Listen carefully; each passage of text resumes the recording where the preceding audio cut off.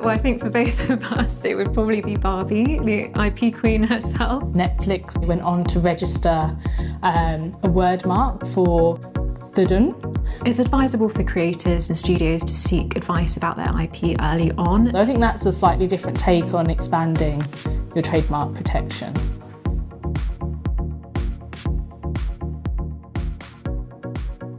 Hi, I'm Roshani Muniweera, and I'm here with my colleague Leanne Gulliver. We're both senior associates and chartered trademark attorneys at the law firm Osborne Clarke.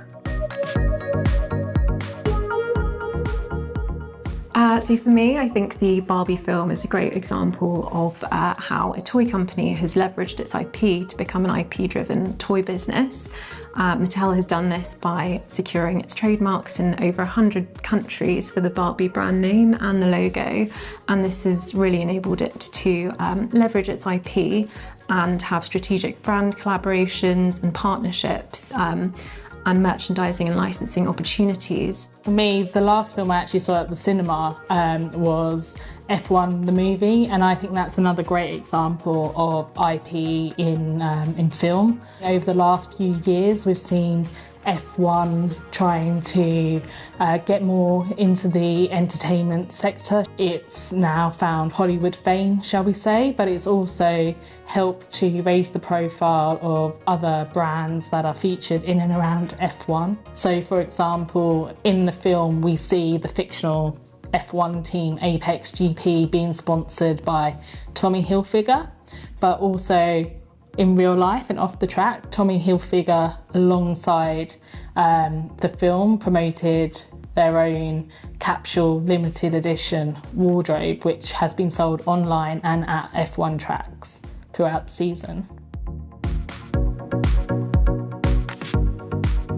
So Mattel's consistent use of the colour pink in a particular Pantone shade over many years has allowed it to have a really strong brand recognition with consumers. One of the really interesting things they did with promoting the film was having a billboard that consisted of just the colour pink on a massive billboard and the dates of the release of the film. To show that consumers can identify that they're promoting the film just through a colour, which is quite an unusual thing for a brand to achieve.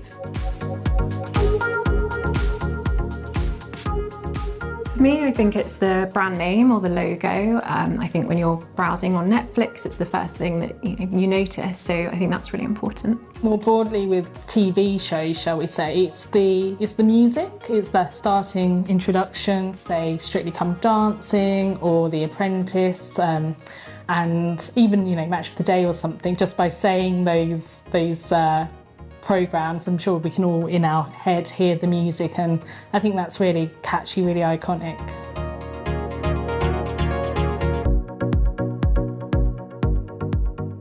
I think it's really important to recognise and remember that there are lots of different types of IP rights that will be applicable and relatable to TV and film. So for example, copyright may subsist in the film, but it also may subsist in the script or the music associated with the film or TV programme. And when we're thinking about trademarks, it will be the name of the film or the TV series, also key characters' names, or if there's like an iconic phrase that has potential to go viral, it might be worth seeking trademark protection for that.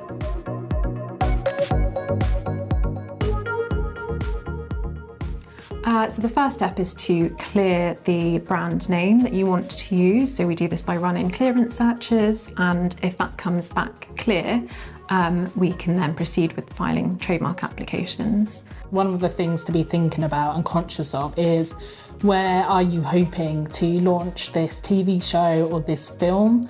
So for example, if you know that it's just going to be a TV show in the UK, then filing a UK trademark may be all you need. But actually, if you have bigger aspirations to maybe launch the show in other jurisdictions, then we need to be thinking about expanding your trademark protection overseas. And possibly if that is another English-speaking market, then we can go for the same name of the show in those markets. But it's also worth considering if there are linguistic points to consider. So, for example, I'm sure many of us know Big Brother. But in Spanish-speaking countries, they have protected and used the name Gran Hermano. Another example which relates to this point is Strictly Come Dancing. So this is the name of the British TV show, and the name has cultural significance in the UK. And when this was franchised overseas, the name was changed to Dancing with the Stars. So this was more easily understood and accessible to a wide audience.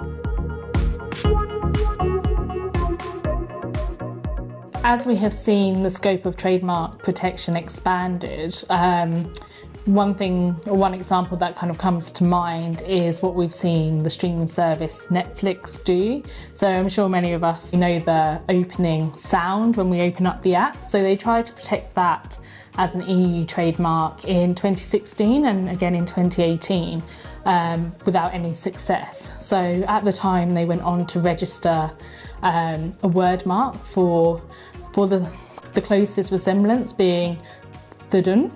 And they have then gone on to register multimedia trademarks for the opening sequence of the apps. So the capital N in red as that loads up on the screen with the thudum over the top of that. And they've done that for software goods and services as well as entertainment services. So I think that's a slightly different take on expanding your trademark protection.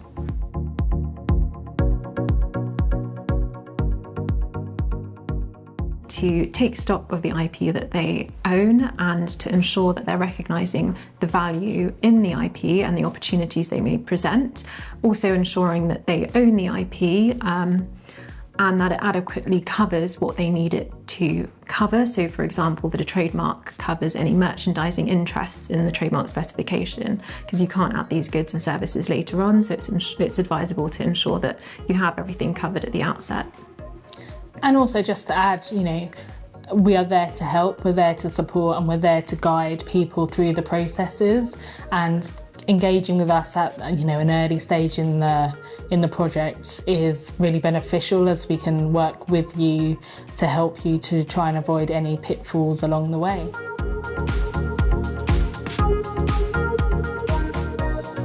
Well, I think for both of us, it would probably be Barbie, the IP queen herself. So she's a great example of, leveraging IP in a brand and the value of commercialising it. And it would be great to see her as a chartered trademark attorney. Mm-hmm.